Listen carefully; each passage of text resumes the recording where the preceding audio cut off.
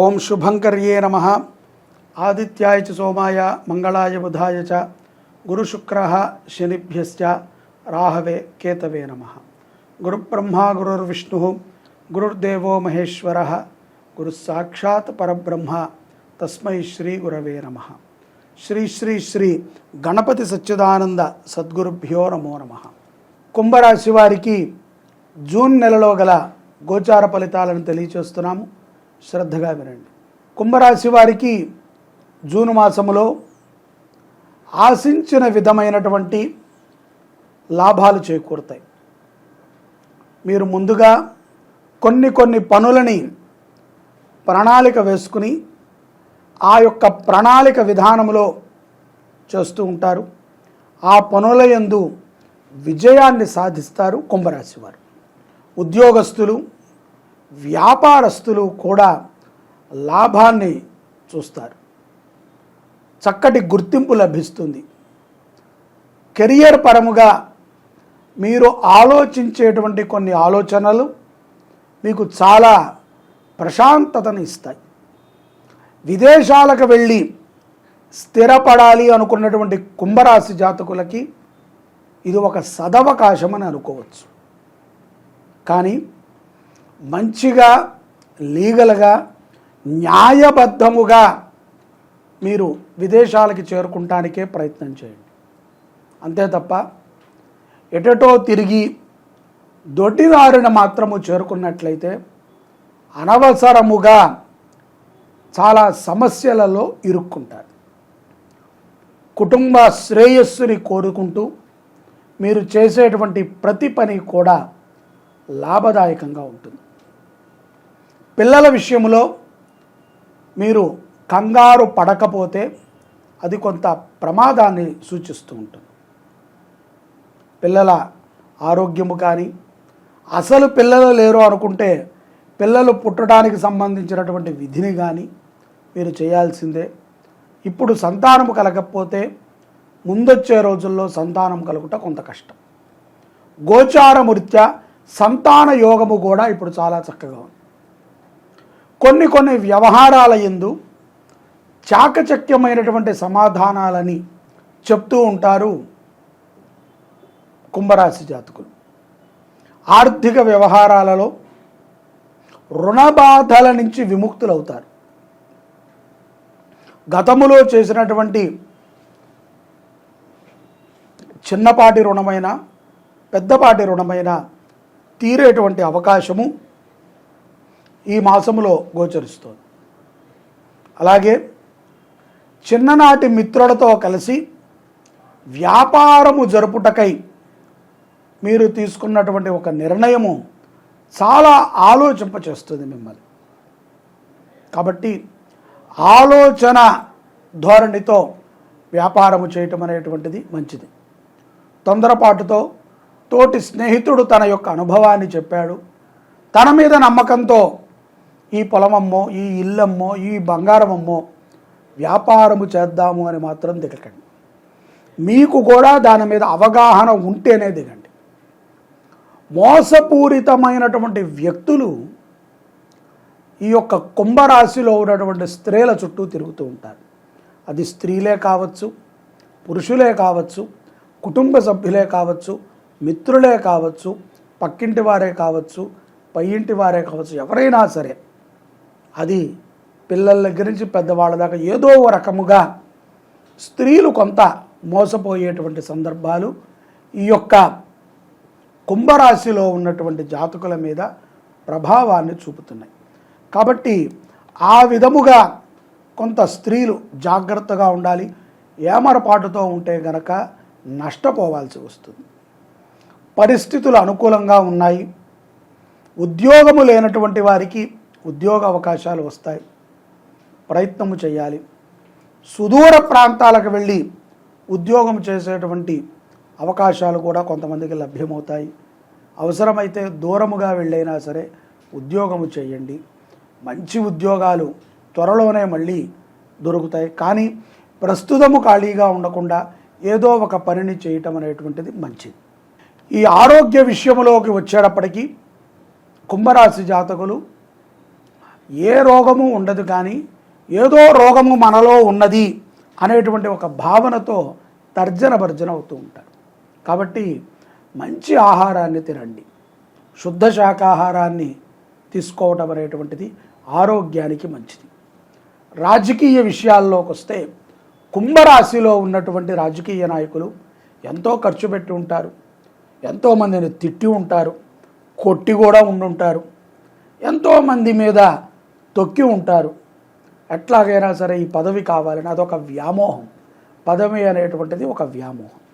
ఆ వ్యామోహంలో ఉన్నటువంటి నాయకులు ఆశతో ఉన్నారు, ఆకలితో ఉన్నారు.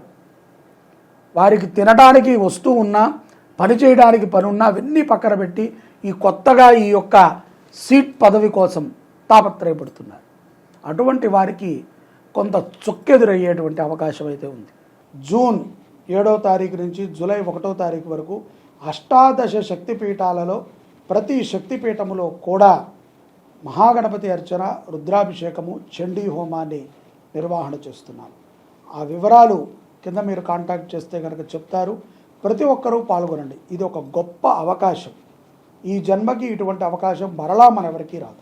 న్యాయబద్ధముగా, ధర్మబద్ధముగా ప్రజలు ఎంచుకున్నటువంటి వారు కుంభరాశిలో ఉండుంటే ప్రజలే ప్రోత్బలం చేసి, అయ్యా మిమ్మల్ని నాయకుడిగా కూర్చోబెడతాం, మమ్మల్ని పరిపాలించండి అనేటువంటి నాయకులు కనుక మీరు అయ్యుంటే గెలుస్తారు. లేదు, ప్రజల్లోకి మీరే దూరి నేను నాయకుడిగా ఉంటాను అని ప్రచారం చేసుకుంటూ వాళ్ళందరికీ ఏవో పిచ్చి కబుర్లు చెప్పి అనవసరమైనటువంటివన్నీ అలవాటు చేసి మీ వెనకాల మీరు తిప్పించుకున్నట్లయితే కొంచెం కఠినంగా ఉన్నప్పటికీ మీరు అపజయ పాలవటం తథ్యం. కాబట్టి అటువంటి నాయకులకి విజయం ఉంటుంది, చెడు నాయకులకి అపజయం ఉంటుంది. విద్యార్థులకి అద్భుతమైనటువంటి అవకాశం, విదేశాలకు వెళ్ళి కూడా స్థిరపడేటువంటి సందర్భాలు కొన్ని గోచరిస్తున్నాయి. ఇంజనీరింగ్ ఇత్యాది, డాక్టర్, అలాగే కొన్ని వ్యవహారాల యందు ఇంజనీరింగ్, డాక్టర్ విద్యార్థులకి ఆనుకూలమైనటువంటి సమయం. ఈ యొక్క జూన్ మాసంలో ప్రథమార్థము ముగిసిన తర్వాత టోటల్గా ఈ యొక్క కుంభరాశి వారికి పరిస్థితులు అనుకూలంగానే ఉంటాయి. అవమానాన్ని కూడా కొంతమంది సన్మానం అనుకుంటూ ఉంటారు.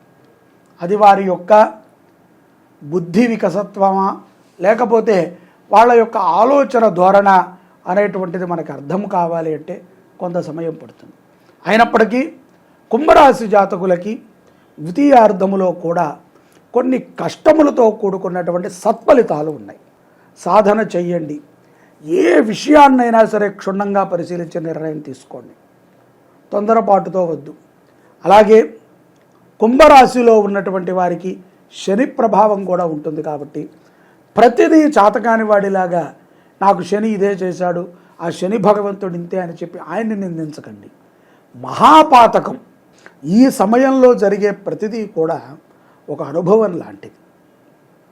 మనము చాలామందికి మాటలు ఇస్తున్నాం, దేవుడికి మాట ఇస్తున్నాం, తల్లిదండ్రులకి మాట ఇస్తున్నాం, పిల్లలకి మాట ఇస్తున్నాం, గ్రామదేవతకి మాట ఇస్తున్నాం, ఇంటి దేవుడికి మాట ఇస్తున్నాం. ఇంతమందికి మాట ఇచ్చి మాట మీద నిలబడట్లేదు. ఎప్పుడూ ఏదో ఒకటి చెప్తున్నాం. అన్నదానం చేస్తామని ఒక దగ్గర అంటాం, మనకు కుదరదు. సర్లే ఊళ్ళో బియ్యం బస్తా ఇచ్చాం, అన్నదానం ఈ అన్నదానం అయిపోయిందిలే అంటాం. అంటే నీకు ఎడమ చేతి చిటికెన వేలు దురద వస్తే కుడి చేతి చిటికెన వేలు గోక్కుంటే దురద తీరుతుందా? ఎక్కడ మొక్కు అక్కడే తీర్చాలి. ముఖ్యంగా కుంభరాశి జాతకులు మీ ఇంటి పక్కన ఉన్నటువంటి దేవాలయాలను అభివృద్ధి చేయండి. మీ బుద్ధి ఏదైనా ఉంది అంటే, మీ ఆలోచన ఏదైనా ఉంది అంటే మంచి చేయటానికి దానిని ఒక మంచి మీద ఉపయోగించండి. గోశాలను వృద్ధి చేయండి. ఊళ్ళో ఉన్నటువంటి తరగతి పాఠశాలలని వృద్ధి చేయండి. ఊళ్ళో ఉన్నటువంటి గుళ్ళని అభివృద్ధి చేయండి. అహంకారంతో కాదు, నలుగురిని కలుపుకుని చేయండి. ఇలా చేయటం ద్వారా సత్ఫలితాలను పొందుతారు. అలాగే ఈ యొక్క కుంభరాశి జాతకులు తప్పనిసరిగా ప్రతి శనివారము కూడా ఆవుకి ఉలవలు నానబెట్టి ఉడకబెట్టి చల్లారిన తర్వాత 2 చిటికళ్ళు ఉప్పు వేసి బాగా కలిపి తినిపించండి. ఒక గుప్పెడు లేదా 2 గుప్పెడు, అంతే తప్ప కిలోంపావు ఆవుకు తినిపిస్తే అది అరగదు. పచ్చి గడ్డిని ఆవుకి సమర్పణ చేయండి, గోసేవ చేయండి. మీ బాధలు ఏమున్నాయో గోవు దగ్గర మౌనంగా చెప్పండి. గోవు తప్పనిసరిగా మీ మనసులో బాధని విని మీకు తీరుస్తుంది. గోసేవ చేయండి, గోవుని రక్షించుకోండి, సుఖముగా ఉండండి. కుంభరాశి వారు సర్వే జనాః సుఖినో భవంతు. శ్రీ శుభంకర్యై నమః. అందరికీ ఒక మంచి శుభవార్త.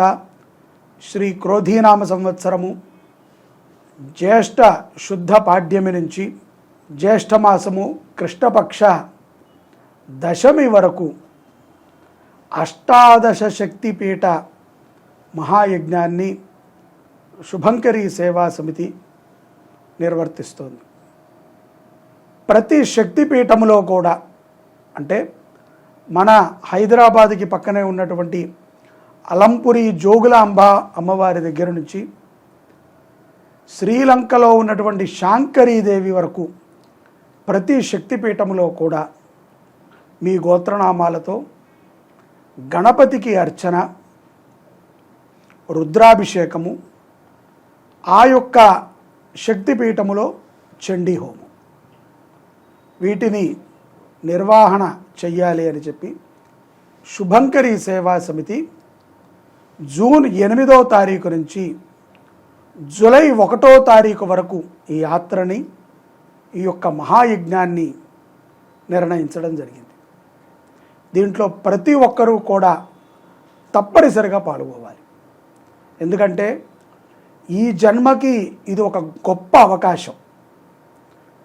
ఒక్కసారిగా ఒకే బ్రాహ్మడు మన గోత్రనామాలతో ప్రతి క్షేత్రము యందు కూడా అమ్మవారి క్షేత్రముల్లో హోమాన్ని చేయటము కానీ, అభిషేకము చేయటము కానీ, అర్చన చేయటము కానీ మన యొక్క దారిద్ర్య దుఃఖ నివృత్తి అవుటకు చాలా ఉపయుక్తమవుతుంది.